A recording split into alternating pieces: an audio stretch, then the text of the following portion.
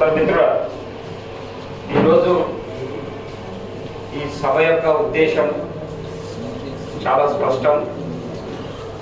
ఎందుకంటే కేంద్రంలో అధికారంలో ఉన్నటువంటి బీజేపీ ప్రభుత్వం గత 10 సంవత్సరాలుగా కార్మికులకి, రైతులకి, ప్రజలకి వ్యతిరేకంగా అనుసరిస్తున్నటువంటి విధానాలు, వాటితో పాటు దళితులు, గిరిజనులు, మైనార్టీలు, మహిళల పైన జరుగుతున్నటువంటి హింస కృత్యాలు, వీటన్నిటినీ ఖండిస్తూ బీజేపీ యొక్క ప్రజా వ్యతిరేక విధానాలని విస్తృతంగా ప్రజల్లోకి తీసుకెళ్లాలనేటువంటి ఉద్దేశంతో రాష్ట్రంలో ఉన్నటువంటి 11 వామపక్ష పార్టీలు ఐక్యంగా ప్రజల ముందుకు వెళ్లాలని చెప్పేసి భావించాయి.